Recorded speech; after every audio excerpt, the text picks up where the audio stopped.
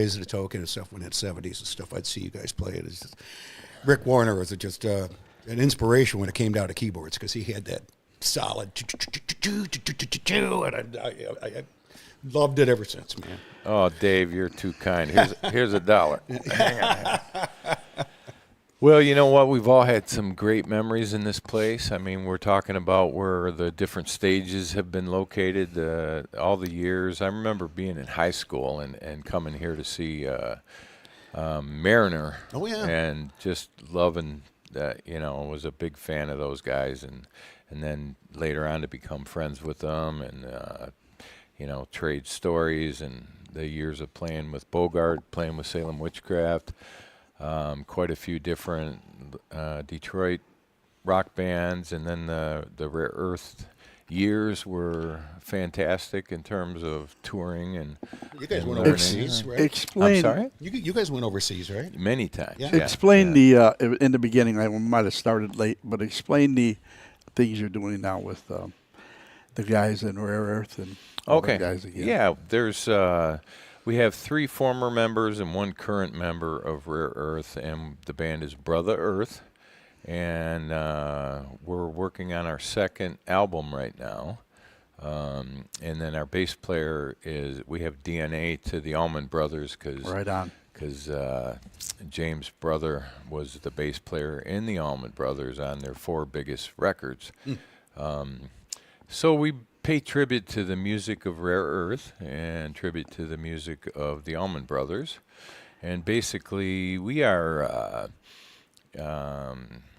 we try to go out of our way to pay tribute to Gil Bridges, the leader of Rare Earth. He was Okay. our boss.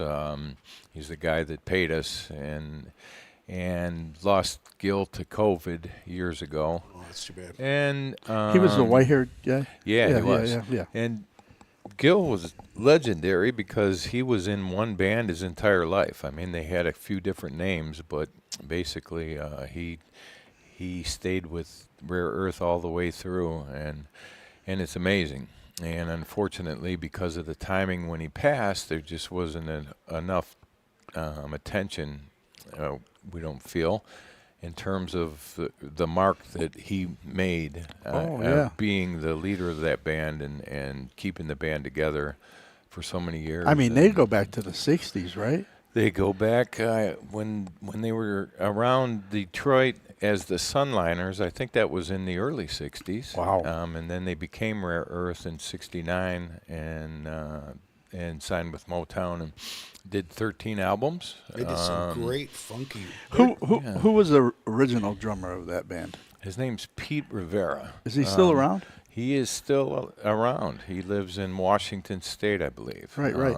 I think he would know my cousin, who played drums locally here. My grandparents bought him his first set. He ended up playing drums with who did the national anthem at the Tiger Stadium in '68. What was that? Hispanic guy. They didn't like it too well there, but it was Jose Feliciano. Oh, okay. Yeah. So he played drums for Right. him for years, man, and that was when he passed away. It was really cool seeing, Jose and his wife sending a message, for him and everything. Yep. I only got to know him probably maybe at the end of his life a little bit. Okay. And he lived in Vegas, and I went there and visited. Ended up him not being there, but his dad was there, so they were, all family, good people. And that was back in the day of, the band you're playing with there. Yeah. Back in the '60s, Well, I was 10 years old when Rare Earth had their first hit. Right. And I used to joke around that I played on that record. It was my parents put it in my playpen, and I think I played around on it. Oh, yeah, I see. Yeah. But anyhow, great experience, great learning in terms of got to fulfill a lot of dreams. Played Right Pine on. Knob several times. That was the one place I always wanted to play. It was called Pine Knob, and then they changed it, and now it's back. The and, Pine Knob, sure. But yeah, it's just you think about all the years and all the memories, and it's truly a blessing to still be around and playing music. And this place we're sitting in is iconic when it comes to Detroit music. Oh, yeah. Yeah, I It mean, just is. 50 plus years here, you know, and Absolutely. I've I seen think a- we're going to put together a 50-year anniversary. We're all Right. talking about it. I'd say that's a great idea. Yeah, and like I told John, it ain't going to be one day. There's no way you're going to do it in one day. Right? There'd be too many people left out, or something. Yeah. But If I can interrupt for a second, I remember playing with Rick before you mentioned COVID, and I was doing the thing with Kevin Evans and you, and Okay, right. and, Yeah. I went to one rehearsal with you guys, and it was great. Maybe 2 rehearsals, and then COVID hit, Yeah. and everybody shut down, and it was like, what a bummer, because I just was Yeah. thrilled to have you guys play, and it was nice to have that sax player. He was very good. It was a good time just doing a rehearsal. I really was looking forward to playing out. But and then Yeah. Kevin got really sick, huh? He had a he was ended triple, up in the hospital. quadruple Yeah. bypass surgery or something. Yeah, it's a shame. That was, I mean, we had one of the best Bob Seger tributes there. Right. There was Live Bullet Detroit. Yeah, that's Very it. proud. About 2.5 years of playing with those guys, and we did some fun things. Did you including, go out to Sturgis? Yes. You did yeah. the Sturgis thing. Yeah, we did. We went out to Sturgis Yeah. during Bike Week, and we opened on the national stage at the Full Throttle Saloon when they opened their new property. That's awesome. Yeah, Yeah. it was really a great I experience. was talking to Steve Broyles about that. He told me about that and how that worked out really good for you guys. Well, if it wasn't for Steve, it wouldn't have happened. He put it together for us. So, but you know, just to quickly, because I do have to run. Thanks, guys. You got the for- runs. Hey, what happened to his ears? I don't know, man. Sound man for how many years now? Yeah. yeah. But anyhow, just to do a quick plug, brotherearthband.com, and that's brother with an A. You can check out the things that we have going on. We've had some adversity happen. We're really lucky that we still have a band. Right. The main thing is our sax player, multi-instrumentalist, and singer went through a heart transplant about 1.5 years ago, and talk about some challenges. Yeah. That's a hard one. And he's an amazing guy. Mocha, we love you. And then we have Jerry Lou Patterson, was the lead guitarist with Rare Earth on and off for 20 years. And Jerry broke his arm last year. Wow. Really bad. He snapped it. Somebody in trying half. to tell you something, I think. Well, he has no business playing the guitar anymore, but it was He's on doing his chord hand, and he's got the surgery with the plates and screws and yep. fun at airports. But he's playing with a whole new zest, Right, like right. Mocha is, with having a whole new lease on life. And we've just been through a lot of things that should have broken us up, but we just love to play. And when we get the chance to get out there, it's a real live love affair with music. No doubt. I'd like to see you guys come up here sometime. It'd be I- really cool. Well, we'll talk Yeah. to John about Yeah. that. We're getting things back together to be able to start pulling in some gigs. That'd but be awesome. yeah, and thanks for letting me plug the band. And Oh thanks for man, doing what you anytime, guys are doing. anytime, you guys in all the bands you used to, any benefit that I ever ask any of you guys to play in or whatever, you were always there. So Well, the other thing is Rick is he does work with the school system, which is awesome, and also with the seniors and people that have disabilities and things. And Well, yeah, I do. I fell into this 6 years ago, where I work with the mental health community, and basically I'm their music guy. But we mentor adults that have mental illness yeah. diagnosis and also addiction. A lot of times both. And it's just a rewarding thing to, it's a great way of giving back.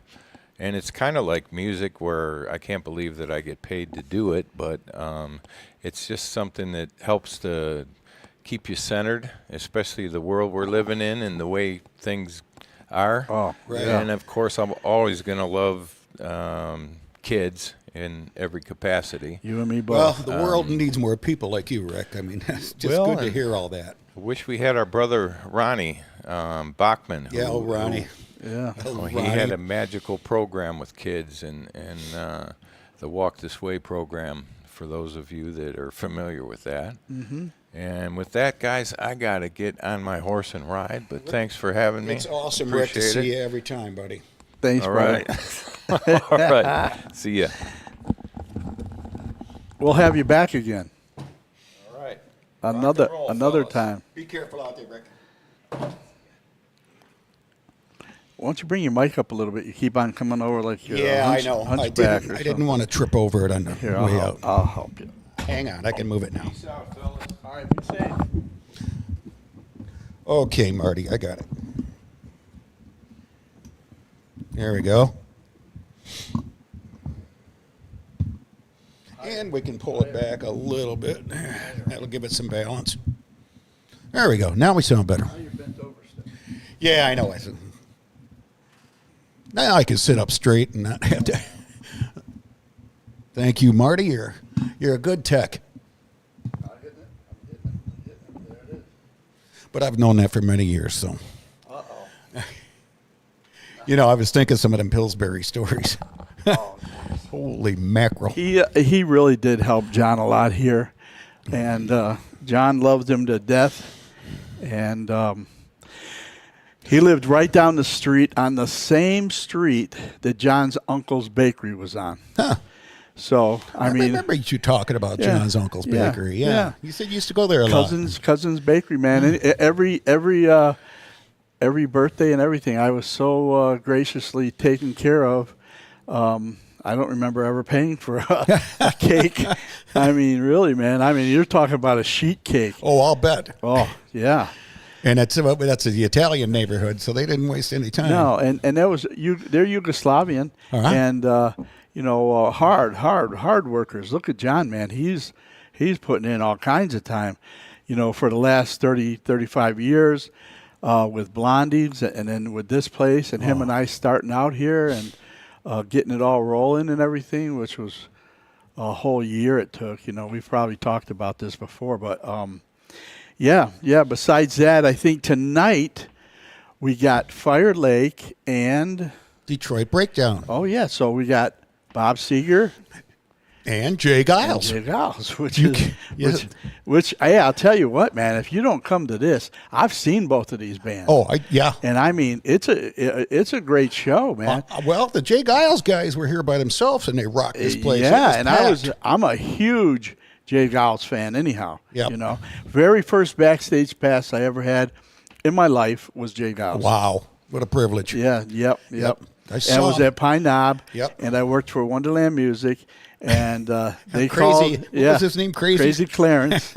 And they called in, and Clarence gets on the microphone. Marty, got a phone call. I get on the phone. Yeah. What can I do for you? Hey, this is so and so. I'm out here at Pine Knob with Jay Giles. I'm their tour manager. I need this, and that. And I said, "Yo, you got it, buddy. That's all written down. And I'm gonna bring it to you." Yeah, here's the way to get into the back way and everything Yeah. else.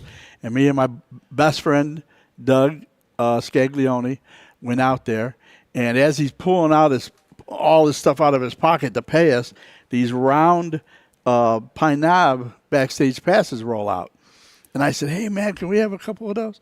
"Oh, yeah, man." And there's all kinds of booze and food and everything over there. Just, and I stood behind Magic Dick for the whole show. Awesome. And afterwards, I went to the edge of the stage, and all these people come up. "Marty, what are you doing up there?" Yeah, so it was really cool. And that continued on for many, many years. It should be a great show tonight. But and I want to mention one thing. Pete should be here shortly. But my old drummer and good buddy, and he worked with Marty, and Pete and I worked all together for many years, playing at the circuit. And Pete is also drumming for both bands. Both fans, isn't that something? So he's going to have a busy night. Yeah. Yeah. He's going to work. Oh, yeah. Let him work for Well, that. he's going to get paid twice, Absolutely. too. So, hey, you can't beat that, No, man. no. I like that. No, I know it. But, I mean, Johnny's really taking care of the place and really got, everything happening here. And Oh, they delivered a new sign today because the other one had a Yeah, hole in that it. was so sweet. That's Yeah. a beautiful sign.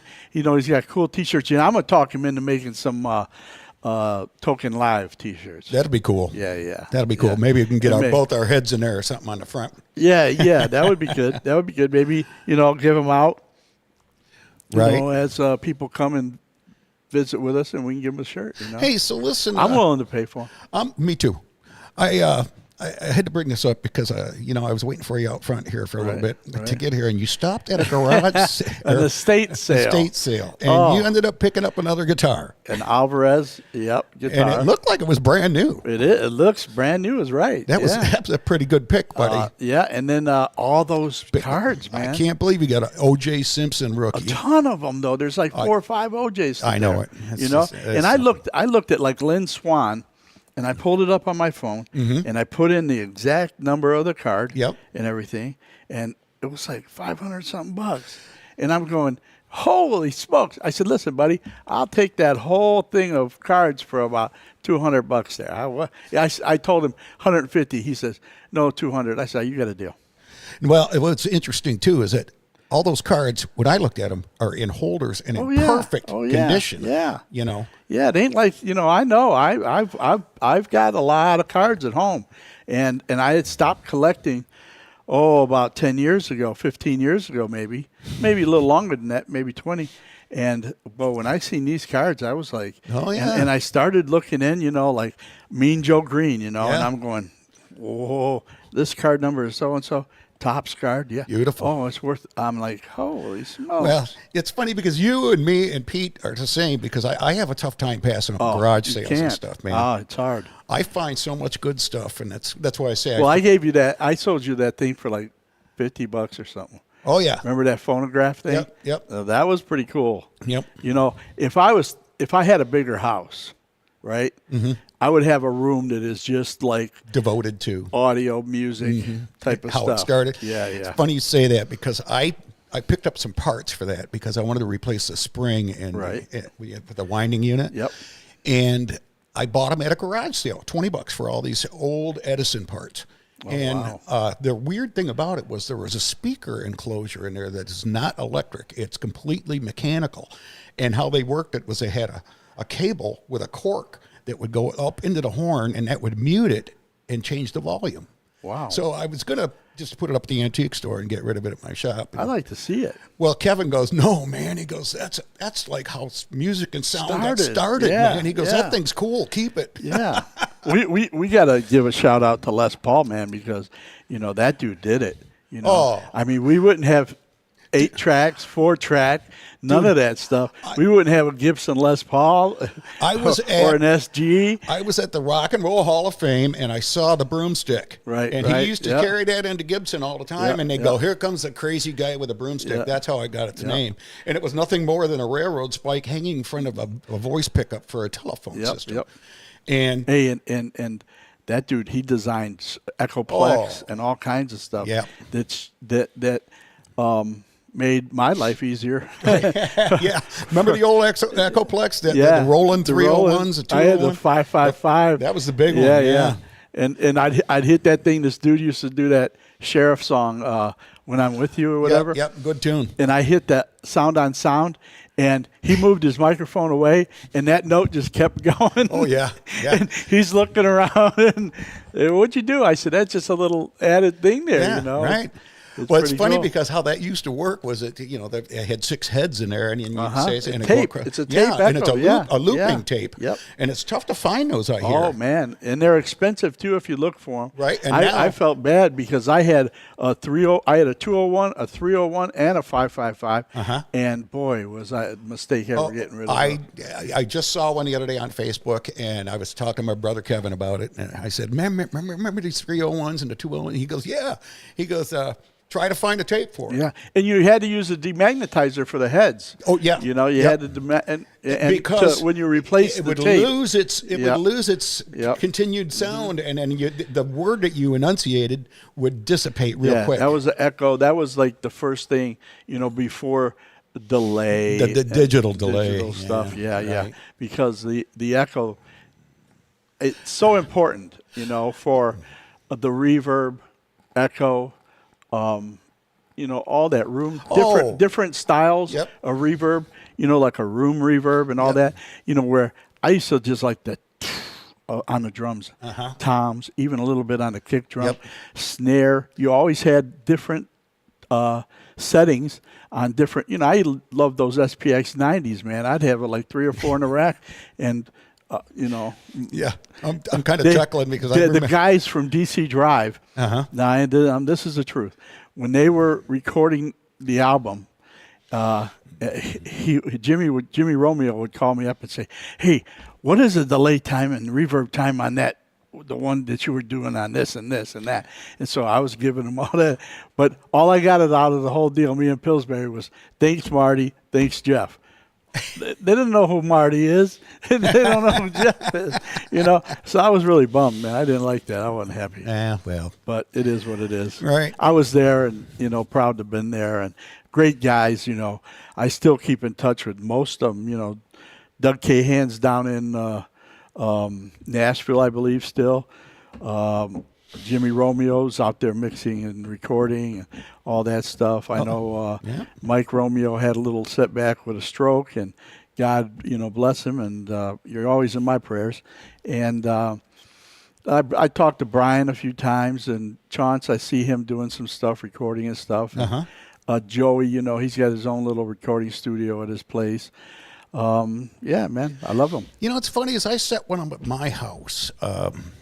Probably 20 years ago. I had a 16 track, and I still have it all. It's in Right. my new house. But the weird thing about it was I was working at Ford, and there was a break. I used to have to unload rail cars with a high-low. Oh, yeah. Well, CSX, the train company, would be there at 4 in the afternoon to take the new inventory down to Kentucky. And then they'd show back up at 11 o'clock with the empties, and I'd have to bring them back out. Wow. Well, the cool thing about it was I had this break from about 5 o'clock to about 10 o'clock, and I would go home and work in my studio and get paid for it. Oh, at least you're retired. Yeah, well, Hey, and those it's all days done. are over. They monitored that pretty good. But, man, that was, my radio that I had. They knew who was doing what. Well, my supervisor and I were pretty good buddies, and he happened to be Hispanic, so he'd say, "Dave, on your way home, man, or on your way back, pick up a dozen tacos. I'm Yeah, buying." And yeah. I'd say, "All right, man." Oh, that's the fun days. But yeah, we got to get Dean Slater on here, man. Oh, did you call him up when I told you? I know I can't. I don't have his number. I got must his have number lost on my it. I phone. must have lost it. Well, I might have lost it on purpose. Yeah, you and me Sorry, both. Dean. I wasn't gonna say that, but Well, I was trying to be nice, Dave. He was last time One I of a talked to him. kind. Yeah, and it was during the election, and I'm not going to go into politics with you, but Yeah, no. he was just going off in the wrong directions, and Yeah. I just like to play a fair game in politics. Yeah. And he wasn't playing fair, so it's like, okay. All I remember as Dean was a cigarette and a Mountain Dew. You're right. And it had he to be would that. he would never help set up or tear down. Oh, no. He wanted to get paid for it. Yeah. But so we deducted pay. From his pay. Yeah, because he didn't help. No.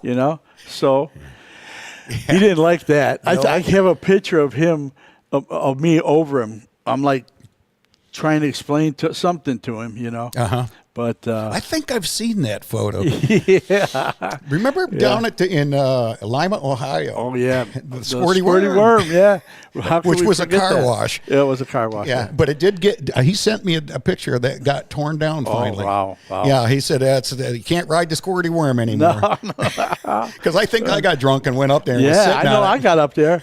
Yeah, and we probably could have ended up in jail for that. Little Oh, I know. Remember fiasco. we were staying at the Jeff Rye worked for Holiday Inn or one of the companies, Ramada Inn. Yeah. And he got us rooms at the Ramada Inn right there. And we. Oh, I remember that little hotel that we stayed in that had the electric vibrating beds, and we opened that sucker up and hot wired it, and it vibrated the whole time we were there. And then, somebody's going to get in trouble for this one, but they're all different, done together already. I know we had some girls in there, and Oh, yeah. the phone rings, and Mark Aloya dove over the bed to get that. Because phone. he didn't want. Yeah. Well, that's how we would give our T-shirts away. Remember that? Yeah. We'd get a flash, and they got a free T-shirt. Yeah. I remember a couple of times the that girl was took us up to the That was subway. the Slater world shower tour. Yeah, that's right. We even wrote that on that van we used. Oh yeah. But, That's when Mark Aloy was driving it and the starter fell off. Yeah. We were trying to see how many people we could get into a shower at one time. And I think Pete still has pictures. I don't know. We'll have to ask him about that Pete's got a lot of strange pictures that get us all in trouble. Oh, yeah. Well, that's probably why I never got married. Well, I was married happily for close to 31 years. Yeah. But my wife passed, unfortunately. Yeah, I love her to death. And She was a good girl, man. I will not get married good for again. you. She was good for you. That's Oh, for no, sure. we had a riot together. Yeah. Yeah. When I was playing with Tommy Ingham and we were doing the plow gig, we'd be up here playing. And Karen and Tom's girlfriend, or wife, Claudia, they'd be the only ones out there dancing on the floor, but it still looked good that somebody was dancing. Yeah. And I was pretty loud too. So. Oh yeah. Well, those it's were the days. because the guys on stage just didn't understand what it took to sound good. Let the PA do the work. Yeah. I've learned that. I'm a slow learner. Yeah. Yes, I'll agree to that. But let the PA do the work. It'll save your ears. When I worked with DC Drive, the keyboard player, it's really weird with keys because every time you switch to a different sound, the volume level changes. Okay. So, we tried to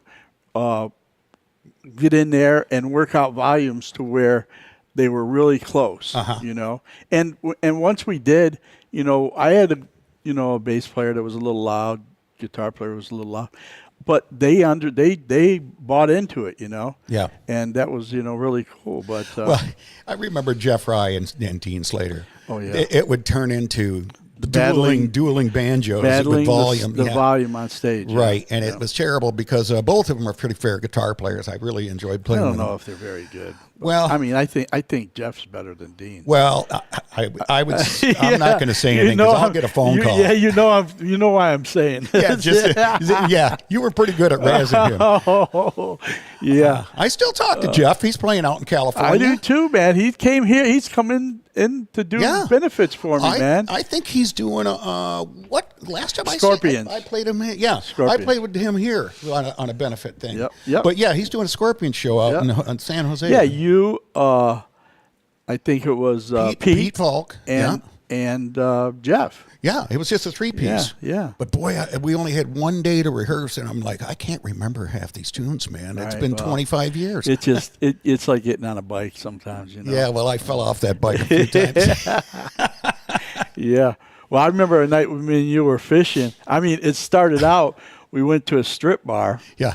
And it had to be the most ugliest women I've ever seen stripping. Well, and we said, let's go fishing. Yeah. Fuck the stripping, man. We're going fishing. Well, weren't we playing? Wasn't it the Yes Club in Jackson? And they had rock and roll upstairs in the strip club or downstairs or vice versa? Side by side or something, yeah. And I think you walked through a door and there was the strip club. Yeah, and I remember being late getting back on stage because we were. Don't say the name, man. Now the girls are going to be like, wonder if it was me what he was seeing. Well, I don't know, but I remember the Barge Sisters out at Jerry's Pub on the lake. Well, or the Twister Sisters over there at the Roundup or whatever. Yeah. Oh, well, we had fun, guys. I'm not going to deny it. No, we had a great time. We had a blast. And then we were playing, we were at that lake, remember, and we were swimming. And the glow in the dark fish? Yeah. That was by the Dow Chemical Plant. Yeah. and somebody played the guitar. That was me. And then there was some girls there, and they, come out of the water and stuff with the guitar. With the guitar. Yeah. And that was fun. Oh man, there was so many times. I mean, even with other bands and stuff. I mean, we used to play in Canada with Muggsy all the time. And, oh yeah. Man, we had to share the same house that we lived in and stuff. So we'd invite girls over to just do crazy stuff, man. Oh, these houses, they were always the same house wherever you went. Nasty. Yeah, I mean, they weren't the best of things, but they weren't the worst either. And even like at the Village Inn in Leamington, you stayed at the upstairs in the inn part, the hotel part or a motel. Yeah, because they had to have a bar and a hotel. And then they had you were over here playing, and in the other room was the strippers. Or we learned from the Canadians they're called peelers. not strippers, Yeah, peelers. They yeah. peel their clothes off. Leamington. Yes. That's the tomato capital of Yeah, Ontario. so that we get up, we're upstairs, and they're on the same floor with us, and it's just crazy. Yeah. So I walk into this room, and Pillsbury, Jeff Alloy, we called him Pillsbury, God rest his soul, Yes, sir. was getting, what is that with the needles they put in you? Acupuncture. Yeah, by one of these strippers, and I'm going, what are you doing, Jeff? She said it'll help me lose weight, and I'm going, yeah. I know a better way to lose weight than I a think stripper. I think you just want attention, man. So, and then we go to Snowbird Motor Lodge in Sarnia. in Sarnia, Yeah. and there was another place in Sarnia that I worked with. Yep. I played Campbell that. Street Station. Yes, I played that. Snowbird, I remember playing Oh, yeah. there. Yeah, And yeah. Now, Oh, the yeah. girls that were stripping were upstairs in the same hotel rooms that we had. They Yep, were right next yep, door. yep. I'll never forget this. Tuesday night was guy stripper night. Yeah, the guys. Yeah. Right. So Jeff Rye is up there burning one. Yeah. And I come walking up. We're getting ready to go on, and the guys were all done. And all of a sudden, I see this cop coming down the hallway, and I go, "Oh, Jeff, here comes a cop, man! Here comes a cop!" The OPP. And everybody's doing this. Ontario Provincial police. Yeah. Well, it turns out he was one of the dancers. Oh yeah. The weird thing about that is I had to stay out there to run the PA, right? Right. And Jeff had to stay out and do the lights, but the good thing about that was we had to do the same thing for the girls. Yeah, right. So it wasn't so bad. Yeah. One night of looking at the guys was okay. yeah. Well, you got a lot of girls in there, man, that night. So I mean, it was like take your pick. Yeah. Oh, yeah. Man, that was a good time. I remember Pete Falk and my brother. They were playing in that Nuclear Dukes band. That was all the guys from the Amboy Dukes. Okay. Keyboard players and stuff in that. Oh, yeah. And Kevin and Pete they played the second annual Nude Stock in Sturgis, Michigan. Oh wow. And the audience is completely nude. Clothes were optional. So that was with BTO and And I worked with BTO. several Marshall times. Tucker Good band, too. guys. Oh yeah. All right, so Marshall Tucker's up there playing. I was at the side of the stage, and there was these girls that just had him sitting right on the edge of the stage, man. And Marshall Tucker, he's doing, "Can't you see what that woman?" And he's looking at me, and he's Yeah. I started going, "Yeah, I can see, man." Look at yeah. Oh man. Kevin will tell us about that one time, and Pete. Oh, yeah. That'll be a fun. Yeah. That'll be a fun time because I remember Pete going. As soon as they got done, he goes, "Well, I'm going swimming." He took all his clothes off. And there he goes, walking across over to the pond. Yeah. No, hey, there's no shame in his game, bro. No, Let me tell you. yeah. He didn't mind it at all. Right. I mean, he also didn't mind dancing on the table, but Yeah, and busting his chin and tongue up. yeah. And then we had what? We had my Monte Carlo, we had your limo. Yep. We had the truck because it was my used Ryder truck. Yeah. And they thought we were something. Oh, yeah. Yeah. Remember the Oh, time we were at a rest area and there was somebody there who had a big, like a 36-foot yacht or something on a trailer. Right. And we backed the limousine up to it and made it look like It was on our boat. But when we took Pete to the hospital that night to get his chin fixed, the doc says, "Well, I can't give him nothing for pain. He's all messed up anyhow, So he went just ahead and." Then all the ladies were like, "Hey, who are you guys?" we're like part of Bon Jovi's band. Yeah, right? right. Remember because we had all we that had a goofy limo slang. and all that. Bunch of spandex, goofy looking Oh stuff. man, yeah. I'm glad I never got into a band because I don't think I'd go for wearing that. I had that set of spandex that were half fishnet on the front. Oh yeah, I remember. They were would- purple or something. Yeah, or pink? I wouldn't wear any underwear in it. Yeah, there you go. And then I'd lift that bass up every once in a while if I saw a good-looking girl on the dance floor and let her have a. There was have a lot shot. of them that were laughing, but I was wondering why. Your ass. He had his little box of pills too that he would constantly take. What were they? I'm trying to think of the kind of medicine it was. It was just so that if you caught something, you got rid of it. Oh, tetracycline. Yeah. And he always carried that box around with him always. Well, yeah, everywhere, man. everywhere we went, right? Yeah, because condoms weren't a big thing then. It's, No, I'm still not a big fan of that. AIDS wasn't, prevalent with at the time. the girls and the guys, together, that Right, type of deal. right. It was It more was of just, a yeah. guy and guy thing. Yeah, you're going to whatever. get some sting in here and there. And then the guys went out and messed with the girls and messed it all up for us. So, but Yeah. Well, eventually it turned into just, just like they said, sex, drugs, and rock and roll. And man, that's what it was all about. yeah. Oh man. And at Harpo's, I worked there on and off for 10 years, man. And I always did monitors. I never wanted to do front of house because I love doing monitors. I love satisfying the band, and Plus, you're on the side of the stage. You're right there. yeah. And I got really that was the thing, and I got really good at it. And because I had a guy named Bubs who worked for the OJs, and that guy really, really helped me, man. I mean, he really taught me everything. And Bubs, to this day, I still thank you, bro. He was doing front of house at Harpo's, and I was doing monitors. Huh. I'd rather do that than and doing it at Shane Park too. There was so many different acts there. I remember having 3 mixing consoles or 2, to satisfy everybody. Right.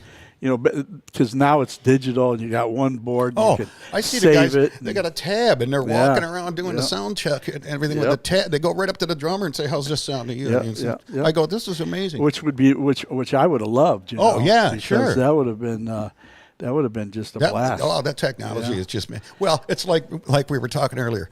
I used to carry in 4 Procos, 5820 cabinets, Oh, and that yeah. was Yeah. that was what 2, 4, 6, 8 15s in there. They're EVs. Yep. They weighed about 200 pounds a piece each yeah. cabinet, Yeah. and then I had 2 Ampeg SVTs, which weren't light either. Mm. And now I just got a Rumble 500 Fender, and it's got 115 in it, and it weighs 36 pounds. Well, it was like those Thunder cabinets, man. They were like 6 foot tall and like 4 foot wide. And I mean, you talk about heavy, bro. I mean, Oh. I worked for Thunder before we ever had a warehouse that you could back your truck right up to. Right, and that was over 96 in Middle Belt. Yeah, Yeah. that's when it started right over there in Taylor. Yeah, at that place. Oh, the one by the windows, Yep, wall-side windows. Yep. And that was just. And the weird thing, man, me and Tony were just together doing a little thing over there at that District 142 with that Ozzy Reborn thing, and Tony's still out there lifting stuff, putting it back in the truck and everything, man. I'm telling you. Still to this day. I did a show with him at 6 Mile of Woodward Avenue in an old abandoned theater that they opened up for this guy named Brian Auger, who was big in Motown. I remember Brian. Brian Auger played keyboard for a lot of Motown. Yep. But we were there doing that show, and he needed something from home. And he goes, "Dave, go to my house and get this particular amp or something out of the garage." I said, "Okay." So I shot back over Lincoln Park, I think it was. Yeah, Paris Street. Right. And that's when he was married to Cecile. Right. Now, Cecile and I graduated together. Yeah. And Cecile goes, "Well, where's Tony at?" I go, "Well, he's still down at the building setting up and stuff. I got to get a power amp." She goes, "Well, then that's no good." I go, "Why?" She goes, "Because I just made pork chops." And she goes, "You want them?" I go, "Yeah." So I sat down in front of little Tony and Cecile and started ate that whole plate, grabbed the amp, and went back downtown. Yeah. I remember having some turkey dinner or Thanksgiving dinner over there, and she had some really good stuffing that she made, and yeah, I mean, when it came to the food, man, let me tell you, you work for Thunder Audio, you were getting fed somewhere, somehow. I know it, and I told that story, I think, last time we were on when we were working with Roy Orbison. We got to get Tony here, man. That's what we got to do. Yeah. You know, I got to call him. Yeah. And get him over here. We did that Roy Orbison show, and I started eating that food backstage. And Roy went home already, and he didn't touch a thing. He just wanted to do his show and get out. Yeah. So I was eating a sandwich and all kinds of stuff, and then the deli, the we call them flat meat sandwiches. Yeah. Well, Gail Parental came back and chewed me out, and then she went and got Tony, and Tony didn't say a word. No. Tony was good for it. He goes, "Hey, kid hasn't eaten all day, man." Yeah. What do you know? In the beginning, it was tough because he was just breaking in. Yep. So he didn't ask for much, okay? But when it got closer to the end of my time with him, we were getting everything. Oh yeah. You know. No, everything. he matured with the whole business like anybody else would. Yeah.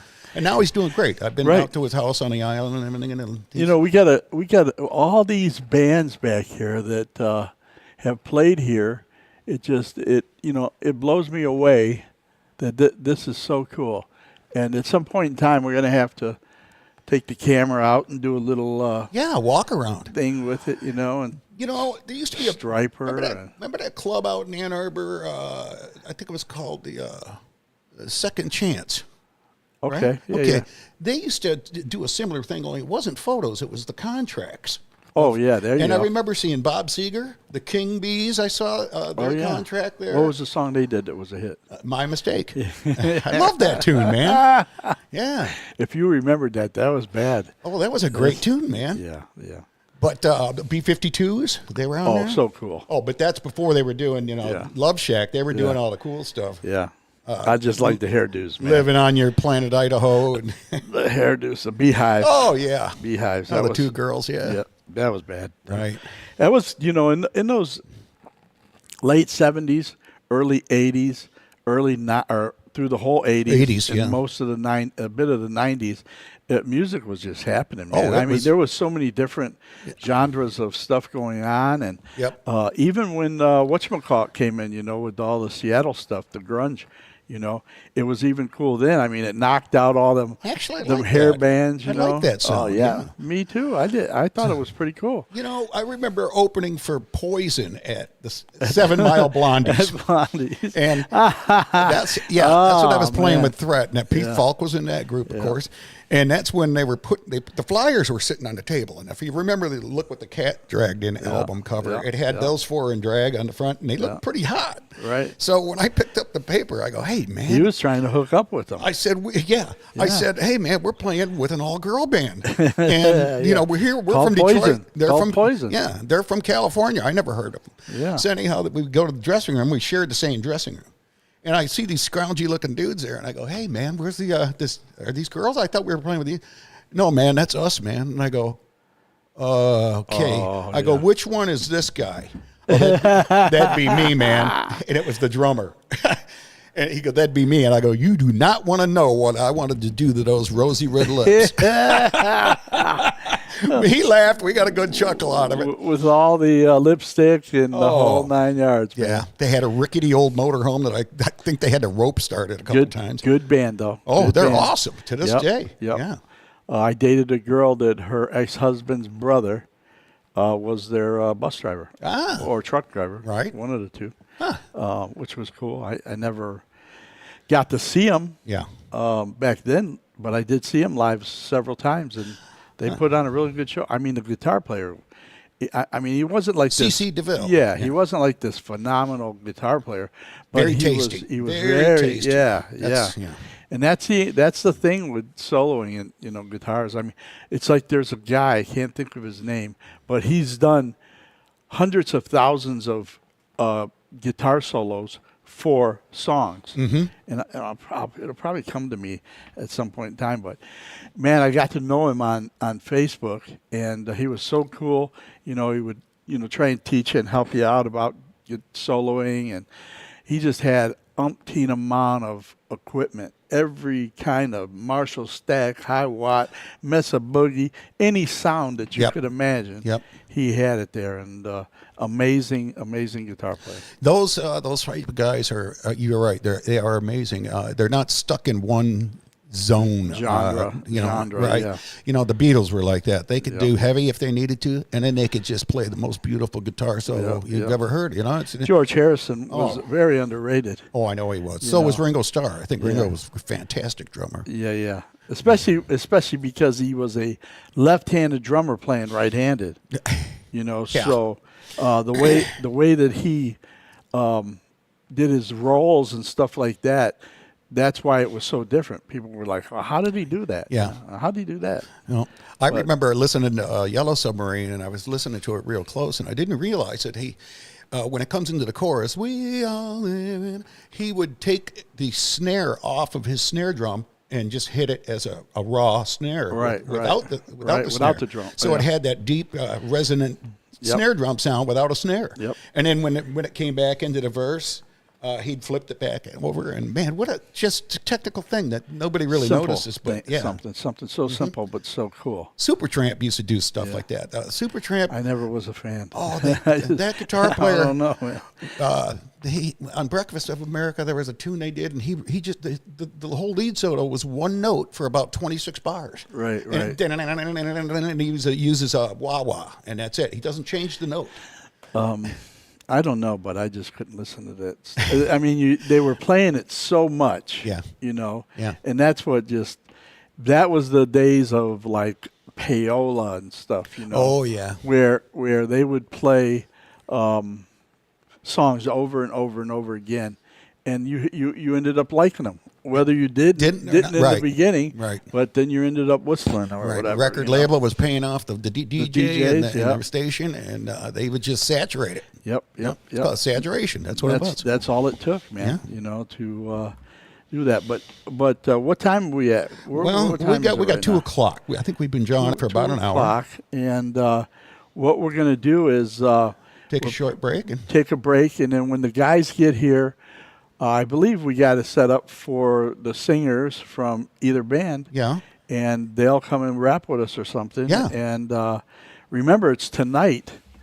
Here at the wonderful Token Lounge. Smoking Token Lounge. In Westland. In beautiful downtown Westland. Right here at Joy Road and Middle Belt. 28949 Joy Road. Mm-hmm. Yeah.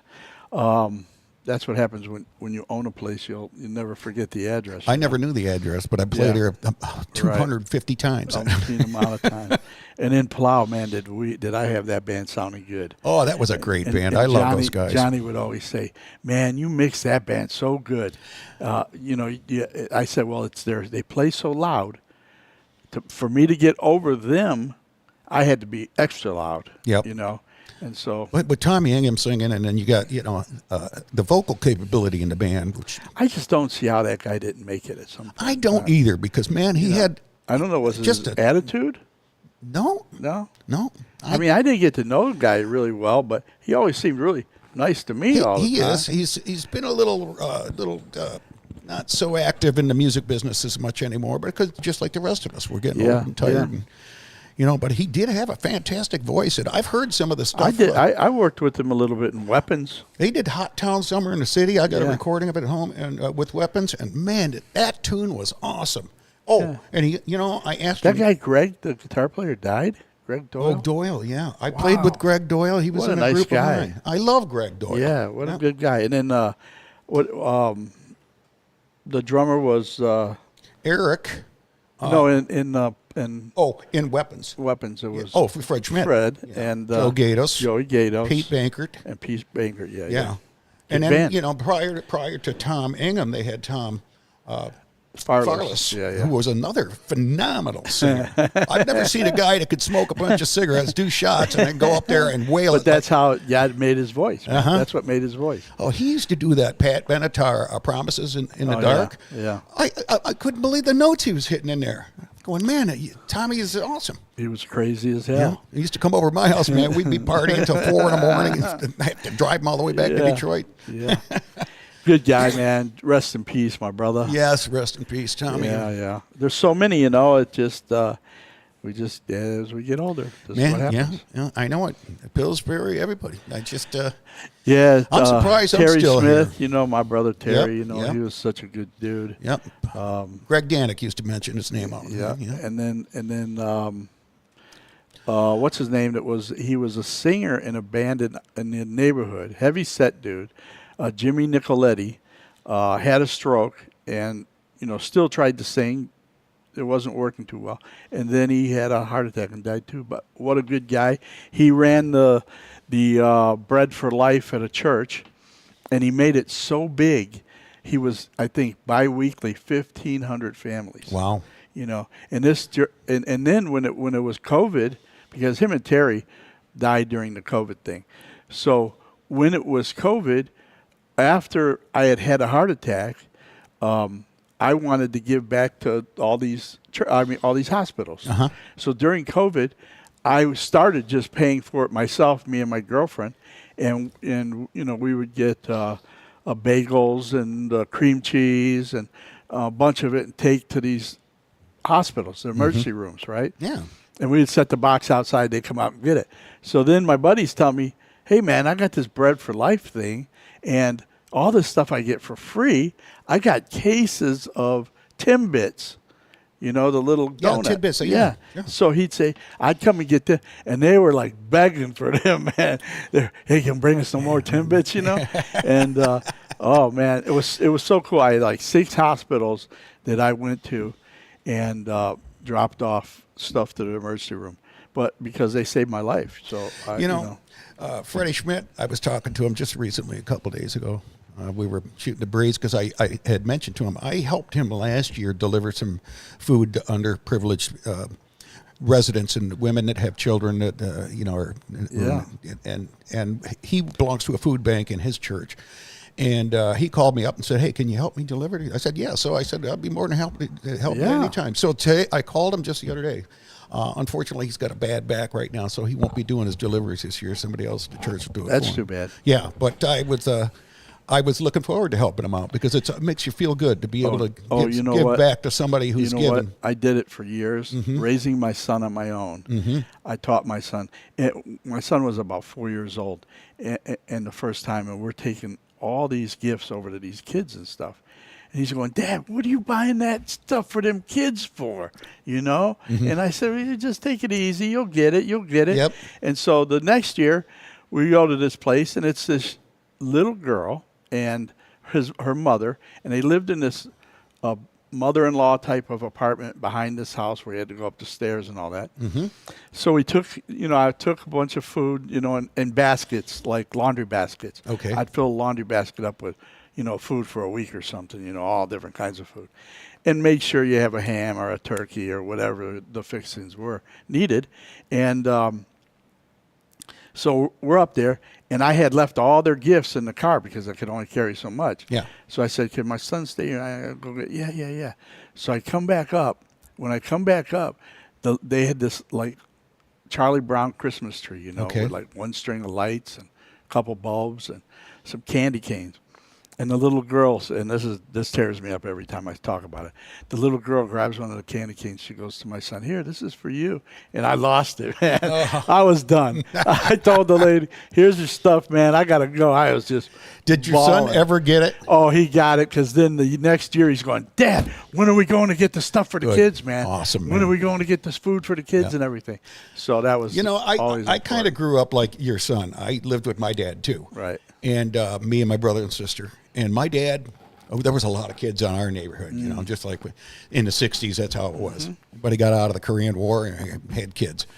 But my sister and brother and I and all the neighborhood kids, it was common. My brother and I were just talking about this just the other day, because my dad would buy 2 cases of Town Club Pop.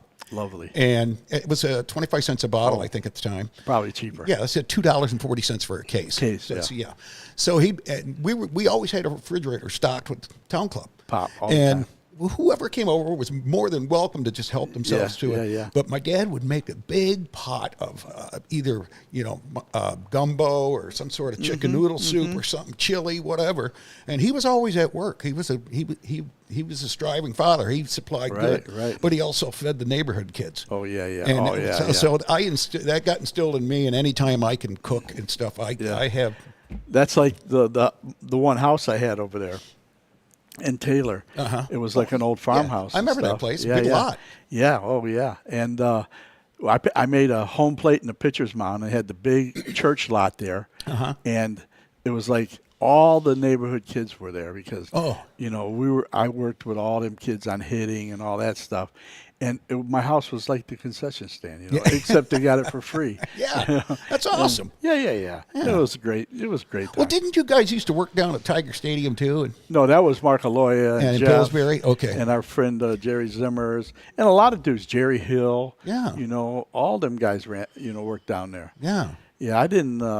No, I was too upset that I wasn't playing at Tiger Stadium. I know you're a ball fan, right? Forget the working there, man. You know what's funny? When I was out in California, the guys that I were managing that Steel Soldier band, both of them went to college and played college ball. Right. So they knew a lot of guys that had already made it to the show. So every time we'd go play in a little different city or something like that, for instance, Chicago, we were in Chicago, And there's not much to do during the day before the show. Right. So King, he says, "Hey man, you want to go see the Cubs play?" I go, "Yeah, let's go." So he calls his buddy up, Mark Grace. He was a first baseman. Right, first baseman. Yeah. And he says, "Mark," he says, "Look, we're in town, man." He goes, guy says, "Yeah, just go to Will Call, get some tickets, man." And I sat right above the Cubs dugout, man, just watched the whole game. Yeah. It was awesome. My son was working. A guy named Jeff Kaiser was teaching my son pitching because he was a left-handed pitcher. My son was left-handed. And Jeff Kaiser played in the major leagues for 9 or 10 years. He played for the Tigers for a while when Cecil Fielder was there. Okay. And we'd go over to his shop. It was Downriver Baseball at the time. I believe he sold it. And, my son would hit in the cages, and Jeff would, work with him on, Cool. pitching and everything. That's awesome. Yeah, and great guys. Him and Bob, the other guy, was hitting instructor. So I would always get my son in the cage and put the balls, to him, either throw to him or whatever, a machine or whatever. And so the one day I told him, I said, I'm going to teach you about, how to get away from a ball that's going to hit you. You don't open yourself up to it. You bend backwards, let it hit your back.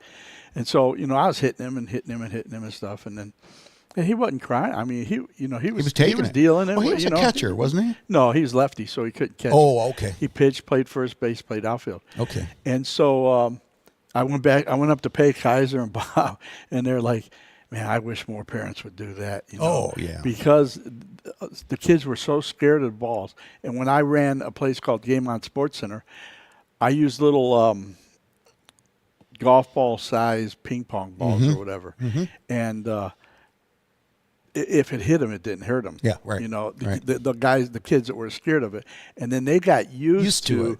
Knowing that this is not going to hurt you, and But learned how to dodge it. Yeah. So it was important. But Hey, I remember one other note from California. I remember going to the batting cages with these guys, the managers. We used to go.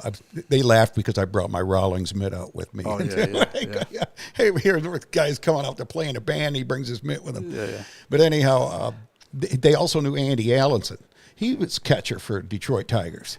Oh, I remember the name slightly. Yeah, he was playing, I think, with Cleveland, and then ended up with Detroit. But I went to the batting cages with him and Don and King, and we all sat there and slapped balls around. Oh, yeah. But it was cool because I'm a big baseball fan. When we went to St. Louis, we went on the Budweiser tour. Right. Came out, and then went to a Cardinals game. So that was cool. Yeah, I had a friend that really didn't play baseball that much, but he tried several years. And we used to play this game called Strikeout, which was against the wall. You had to painted a box on the wall. Yep. And, if you hit it in that, it was a strike, whatever. And you could play it with 2 people, 1 on each team. Yep. Or 3 or 4, whatever. Yeah. But not, a couple outfielders, that was always enough. So the one guy, I had a great pitcher, Dennis McKinnon. We called him Pooch because he used to always want to mooch stuff when we were playing pinball and stuff. And so he had this great curveball, and I could kill it because I was left-handed. But my buddy, that really wasn't a ball player, he'd get up in that box, and that big curveball would come, and he would dip his head into that box, and that would come right, whack him in the head. Oh. He'd end up chasing Dennis down. Yeah. But, yeah, that was just the funniest thing. And I always told my son, I mean, you look at what Ty Cobb talks about, level swing, level hit. You don't see that these days. That's why you don't see a lot of guys hitting for high averages. And that saddens me because I think that part of the game was the best, a lot of bunting, and all that stuff. But I was looking at the mechanics of baseball bats. There was a program on TV that I watched, and I couldn't figure out why the major leagues didn't want to use aluminum bats. But then I did after. I'll tell you why. I did after I watched that. I didn't realize that the sweet spot on an aluminum bat is pretty much 6 to 8 inches bigger than the sweet spot on a wooden. But not just that, but the exit speed from a wood than aluminum. And really, that's not aluminum no more. It's magnesium. It's all these different things now. And they have a machine that I think it bores out the inside, Yep. or they roll it and weld it. Yep. makes it the wall thinner. It makes it more like a Super Ball jumping off of it. Yeah. And you see these guys nowadays, and I played a lot of softball, but you see these guys nowadays, my size, 5 foot nothing, and hitting balls 350 feet. Right. It's So exactly what they were saying. The last couple of years that I played, DeMarini was a bat that was really juiced up for that time. And, man, I hit this ball about 325 feet at Rotunda Fields in Dearborn, and I was just, I just carried that bat around the whole spaces, Yeah. the bases, and I told him, I said, I had no respect for anybody that hits a home run with his bat. And now it's even worse. I mean, now the pitchers in softball are wearing catcher's equipment. Oh, because the ball comes Because off they're, so fast. they're getting it, man. They're Oh, yeah. getting it. You get hit by that. But look at, man, we did about an hour here or so, Yeah. and we're going to get off here for a bit. Maybe go get us a bite to eat or something, Yep. or a drink or whatever. Sounds good. And we're going to come back, and we're going to do another show, and we'll have hopefully Pete and a couple of his singers from Yep. the bands, the Yep. two bands. Let's go. Will come up and rap with us, man. Yeah, which because would be cool. I'll give Pete a call when we're out on break, and I'll see if for sure he's coming up, and I know he's coming up to set up his gear. But I certainly hope I recorded this too. So I mean, why are you having second guesses? I think I got it though, but it started out a little rough. But It's okay. we'll see you guys in a bit. Okay, man. Take care. Stay out of trouble. And No, we'll get in trouble. It's much funner. right. So we start recording. Let's see what we did. I hope you got it.